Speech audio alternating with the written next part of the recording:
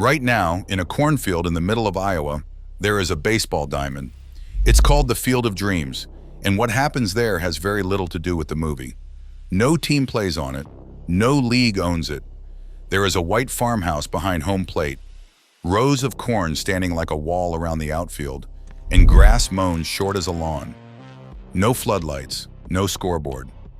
And on an ordinary summer day, grown men line up on that grass to play catch.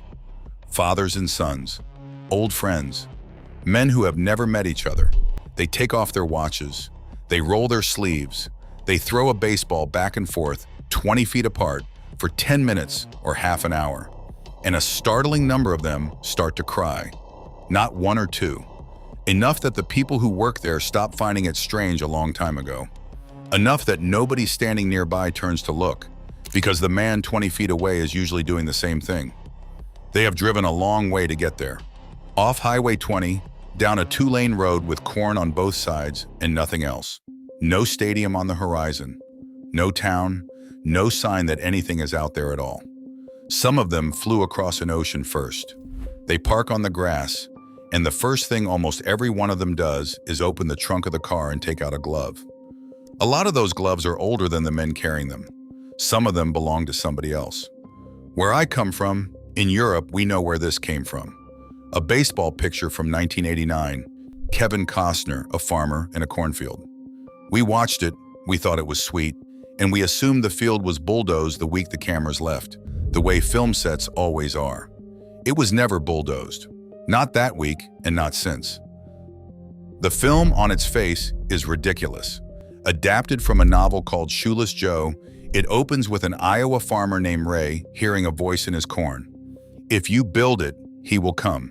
He decides the voice means a baseball field, and that he is supposed to tear out his own crop, his income, the thing feeding his wife and his daughter, and cut a diamond into the middle of nowhere for a reason he cannot explain to anybody, including himself. The bank starts circling. His neighbors decide he has lost his mind.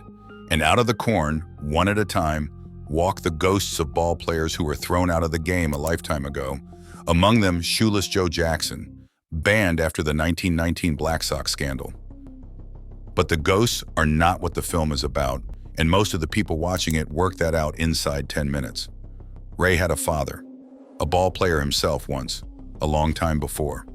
The two of them fell out when Ray was young, said things that could not be taken back, and the old man died before either of them found a way around it. That is the engine under the whole thing. The corn, the voice, the dead ball players, all of it is a man building something enormous and irrational because he cannot go back and say one sentence to his father. And the real diamond was not a set. To shoot the film, the crew came to a working farm outside a small town called Dyersville in eastern Iowa and cut a real baseball field into real standing corn. Home plate went down a short walk from the farmhouse door. It did not fit on one farm. The diamond crossed a property line, most of it on ground the Lansing family had worked since 1906, the rest of it on a neighbor's land. And when the trucks pulled out, the two farms did two different things. The Lansings left theirs alone, mowed it, kept the house painted, waited to see whether anybody would come. The neighbor plowed his part back into corn, which was the sane decision. It was the decision any farmer would make, and he made it. And then the film came out, and cars started turning up the lane, and inside a year, he had put the field back. So part of the outfield those men stand in today, with their fathers, with their sons, was a crop again for a season, because somebody changed his mind. They arrived in ones and twos at first, then from every state, then from Japan and Germany and Australia, driving down that same two-lane road to stand on ground a film crew laid out in Dyersville. Something else started happening too, around 1990. Volunteer actors, people in the area who loved the film, began appearing out of the corn in old-style uniforms to play catch with whoever had turned up, then walking back into the stalks the way the ghosts do in the movie. They became known as the ghost players. And here is the part nobody warns you about until you are standing on it. The visitors are not there for the film. Ask them, and most of them will barely mention it. They are there to play catch because of the last scene. Ray, having built this impossible thing for reasons he still cannot explain, turns around and sees his father on the grass, young again, in his old uniform. And he does not make a speech. He does not use the word love. He asks him whether he wants to have a catch. Is this heaven? No, it's Iowa. And that is the scene people talk about. Because for a whole generation of American men, that was exactly how it worked. Whatever was felt between a father and a son who could not use the word got spoken in the yard after work, in the last of the light, a ball going back and forth, 20 feet, over and over, until it was too dark to see it coming. Nobody said anything. Nothing needed saying. The catch was the conversation. So they come to Iowa. Men in their 60s bring their fathers in their 80s, because there may not be another summer to do it in. Men bring their sons, knowing the boy will remember it. And some come on their own, carrying a glove that belonged to a man 10 years dead, and stand in the outfield of a film set and weep in front of total strangers. And the strangers say nothing. They do not look over. Most of them came for the same reason, and half of them will do the same thing before they leave. What happened next would have sounded like a joke in 1989. Major League Baseball came to the cornfield, not to visit, but to play. And when they surveyed the movie field to work out whether a real game could be held on it, the answer came back no. Right field sits about 3 feet higher than home plate. The farmhouse and its white picket fence are too close to put a grandstand anywhere. The most famous baseball field in America was too crooked to play professional baseball on. So they did what Ray did. They cut a second diamond out of the corn, a couple of 100 yards past left field, and they turned it round the other way so that anybody sitting in the stands would be looking at the old field over the players' shoulders. In 2021, the Chicago White Sox and the New York Yankees walked out through the standing stalks onto that grass in front of a national television audience. The game ended on a walk-off home run by Tim Anderson in the bottom of the ninth that cleared the fence and vanished into the corn.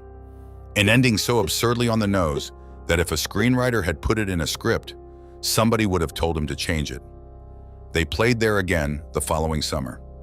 Then the temporary stands were taken down altogether, and a real ballpark went up in their place. A permanent one, in the corn, on a working farm, with a full season of events on the calendar.